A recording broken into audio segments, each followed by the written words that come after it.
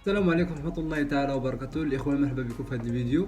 كما عرفتوا كما كيروج في مواقع التواصل الاجتماعي باللي أشرف حكيمي حاليا تحت تحقيق من طرف الشرطة الفرنسية بسبب تهمة اغتصاب فتاة فرنسية اللي العمر ديالها 24 سنة. في هذا الفيديو غادي نشوفوا اشنو قال أشرف حكيمي على هذه التهمة، وغادي نشوف حتى الأم ديالو اللي خرجت بواحد التصريح مؤخرا وهضرات على أشرف حكيمي وهذا الشيء اللي وقع ليه من بعد ما خرج الخبر من الصحيفة الفرنسية لو باريزيان، وقالت باللي اشرف حكيمي اغتصب فتاه تبلغ من العمر 24 سنه.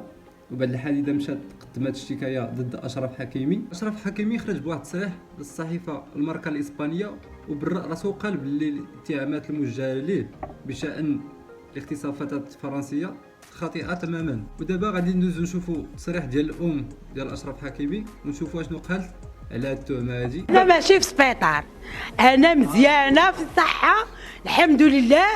والحمد لله اللي كيقولوا انا في سبيطار، انا ماشي في سبيطار. انا دابا في البلاد ديالي مع السي سيمو وفي الحفله والصلاه على النبي مع ولاد بلادي. مزيان كلشي داز مزيان وباقي يرجع ان شاء الله الرحمن الرحيم. باقي يرجع باقي يكون الخير في القصه الكبير. تلاحظوا سعيده مطمئنه مرتاحه، ما خايفه حتى من شي حاجه، وعندها الثقه على ان ولدها بريء وما عنده حتى حاجه. هذه الاشاعات اللي كيقولوا الناس مجرد اشاعات لا اساس لها من الصحه، وحنا تكلمنا في هذا الشيء. اخت سعيده كتقول لك انا الابن ديالي ما عنده حتى حاجه.